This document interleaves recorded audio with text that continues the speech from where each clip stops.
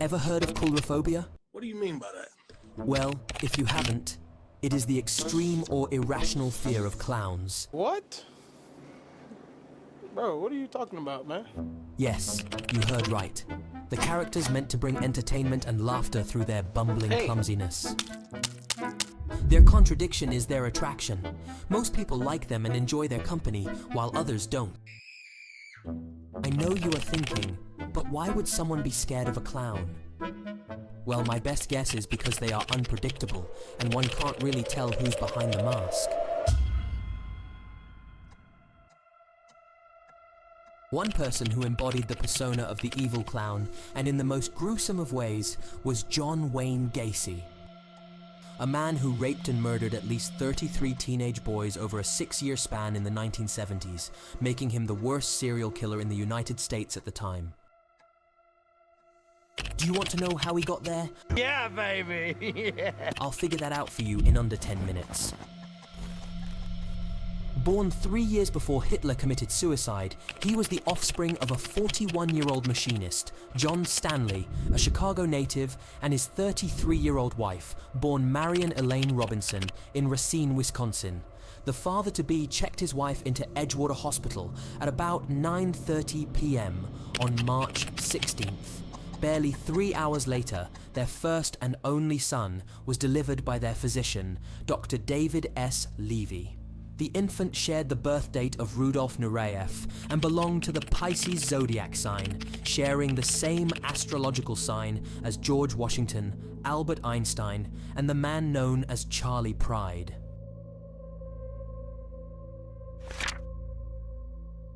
His mother's occupation was stated as a homemaker. She had been working in that field for over 3 years, decades following a marriage during the year of the Great Depression in 1938. The family also had a 2-year-old sister, Joanne. After a period of 2 years, Karen, the third and final child, rounded out the family. The world of war and urban violence seemed far away from that of young Johnny Gacy as he grew up on the North Side. Even though he was a good kid, Gacy had a hard relationship with his father. Signs of strain had been increasingly developing between the two men in the family. One of Gacy's earliest childhood memories was of his father beating him at age 4 for accidentally disarranging car engine components. His mother tried to shield her son from his father's abuse, which resulted in accusations that he was a sissy and a mama's boy who would probably grow up queer. In 1949, his father whipped him after he and another boy were caught sexually fondling a young girl. The same year, a family friend began to occasionally molest him. He never told his father, afraid that his father would blame him. Despite their challenging relationship, Gacy loved his father, but felt he was never good enough in his father's eyes.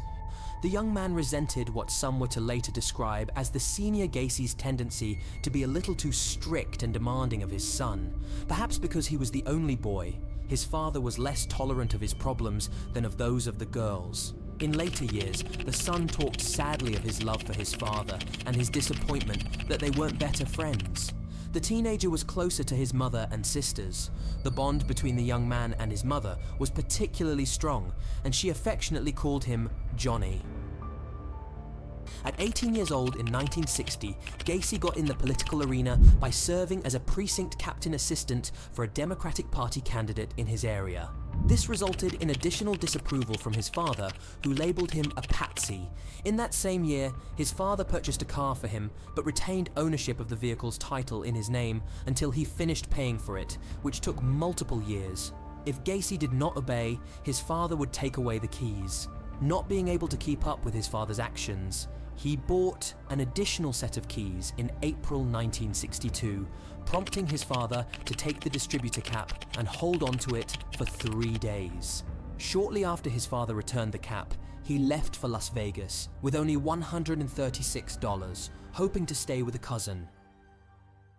He landed in Las Vegas, where newcomers are appreciated more if they arrive with money than without. I'm gonna call 911. I want to report a truth bomb. Not now, coach. Jobs weren't easy to find for a teenager without so much as a high school diploma, but he finally found work at Las Vegas Ambulance Service before being transferred to Palm Mortuary. He worked as a mortuary attendant, had a shocking experience after 3 months, which prompted him to return home. Shortly thereafter, Gacy enrolled at Northwestern Business College, despite having failed to complete high school. He graduated in 1963, and before long, he took a management trainee position with the Nunn-Bush Shoe Company, did so well that in 1964, the company transferred him to Springfield, Illinois, to work as a salesman, and eventually promoted him to department manager. In March of that year, he became engaged to Marlyn Myers.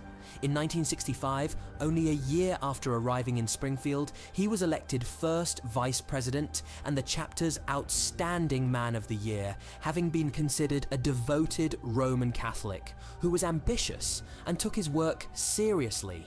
It appeared the ambitious shoe salesman was working too hard, that he was becoming a borderline workaholic, because before long, his father-in-law, Fred Myers, offered him a job with the fried chicken franchise in Waterloo, forcing John and Marlyn Gacy to pack up and move to Iowa. The offer was lucrative. Gacy would receive $15,000 per year, the equivalent of about $153,000 as of 2024, plus a share of the restaurant's profits. He opened a club in his basement where his employees could drink alcohol and play pool. Although Gacy employed teenagers of both sexes, he socialized only with the males. He gave many of them alcohol before he made sexual advances.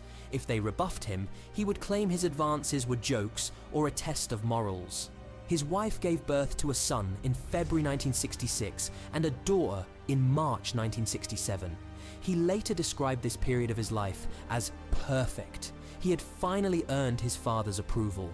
When his parents visited in July 1966, his father privately apologized for the abuse he had inflicted before happily saying, "Son, I was wrong about you," as they shook hands.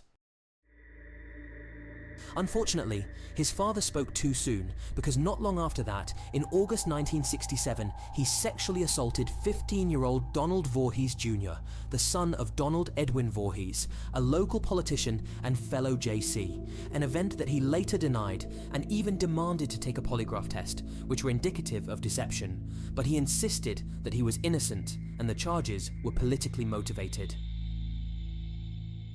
Later, on November 7, 1968, Gacy pleaded guilty to 1 count of sodomy in relation to Voorhees, but not guilty to the charges related to other youths. He claimed Voorhees had offered himself to him and that he had acted out of curiosity. His story was not believed. Gacy was convicted of sodomy on December 3rd and sentenced to 10 years imprisonment, to be served at the Anamosa State Penitentiary. That same day, Gacy's wife petitioned for divorce, requesting she be awarded the couple's home and property, sole custody of their 2 children, and alimony. The court ruled in her favor, and the divorce was finalized on September 18, 1969. He never saw his first wife or children again. He lost his father in the same year on Christmas Day to cirrhosis, and his request for a supervised compassionate leave to attend the funeral was denied. 4 months later, he was arrested and charged with aggravated sexual battery and reckless conduct in response to a complaint filed by a youth who claimed that Gacy had flashed a sheriff's badge, lured him into his car, and forced him to perform oral sex. These charges were dropped after the complainant attempted to blackmail Gacy. He was granted parole with 12 months probation on June 18, 1970, having served 18 months of his 10-year sentence. Conditions of his probation included a nightly curfew and that he relocate to Chicago to live with his mother. He arrived there by bus on June 19th and shortly thereafter obtained a job as a short-order cook. In 6 months, Gacy was back to his now evil character, and 2 days to Valentine's Day in 1971, he was charged with yet another sexual assault case, where he had lured a teenage boy into his car at Chicago Greyhound bus terminal and driven him home, where he attempted to force the boy into sex. The court dismissed this complaint when the boy failed to appear. The Iowa Board of Parole did not learn of these incidents, and his parole ended on October 18, 1971, and a month later, the records of Gacy's criminal convictions in Iowa were sealed. To Gacy, that was an opportunity to rock the headlines in a way that would shock the whole of Chicago and gain the title The Killer Clown. I know I said 10 minutes, but trust me, it gets wild from here. The end of the parole was a beginning of an era that would eventually put John Wayne Gacy as one of the most notorious serial killer in the US history. His first murder is said to have occurred on January 3rd, 1972, just 2 months after his parole ended. He had lured 16-year-old Timothy Jack McCoy from Chicago's Greyhound bus terminal. The young boy was on his way to his father's home when Gacy approached him and promised him that he could spend the remainder of the night at his place and drive him back to catch his bus. He claimed that McCoy had a kitchen knife, and all he did was act defensive, trying to disarm him. In an interview several years after his arrest, he said that death was the ultimate thrill. Second murder remains unidentified, but Gacy claimed he placed him in the closet after strangling him to death. He also admitted to stuffing rags and socks into victim's mouth to prevent leakage from the mouth. On July 31st in 1975, following Gacy's divorce, John Butkovich went missing. The previous day, Butkovich had confronted Gacy over outstanding back pay. Coincidence? No, because Gacy later admitted to encountering Butkovich and later strangled him with his wrists cuffed to his back. The body was buried under the concrete floor of the tool room extension of his garage. In April 6, 1976, 18-year-old Darrell Sampson, last seen in Chicago, was abducted, murdered, and buried under the dining room by Gacy. 1 month later, in May 14th, 15-year-old Randall Reffett disappeared shortly after returning home from a dental appointment. Samuel Stapleton vanished as he walked home from his sister's apartment. He and Reffett were close acquaintances. They were buried together in the crawl space, and investigators believe the two were murdered the same evening. On June 3rd, Gacy killed 17-year-old Michael Bonin, who disappeared while traveling from Chicago to Waukegan. Gacy strangled Bonin with a ligature and buried him under the spare bedroom. 10 days later, Gacy murdered 16-year-old William Carroll and buried him in a common grave in the crawl space. Carroll seems to have been the first of 4 victims known to have been murdered between June 13th and August 6th, 1976. 3 were between 16 and 17 years old, and 1 unidentified victim appears to have been an adult. You thought it was over? Of course. Well, it's just getting started. On August 5th, 16-year-old James Harkinson is last known to have phoned his family, possibly from Gacy's home. Harkinson died of suffocation. His body was buried in the crawl space beneath 17-year-old Rick Johnston, who was last seen alive on August 6th. Gacy is thought to have murdered 2 unidentified males between August and October 1976. On October 24th, he abducted and killed teenage friends Kenneth Parker and Michael Marino. The two were last seen on Clark Street in Chicago. 2 days later, 19-year-old construction worker William Bundy disappeared after informing his family he was to attend a party. Bundy died of suffocation. Gacy buried the body beneath his master bedroom. Bundy had apparently worked for Gacy. Between November and December 1976, Gacy murdered 21-year-old Francis Alexander. His last contact with his family was a phone call to his mother sometime in November. He was not reported missing, as his family believed he had moved to California shortly. Gacy is said to have murdered over 10 teenage boys by end of 1976 and 15 more by 1977, until his last murder of 15-year-old Robert Peast that led to his arrest in December 1978. The teenagers were either working for Gacy in his construction work that he established after returning to Chicago, or by abduction under the disguise of a clown wanting to perform tricks to the victims. In mid-1984, the Supreme Court of Illinois upheld Gacy's conviction and ordered his execution by lethal injection, which took place in May 1994 after several appeals pleading to be executed instead.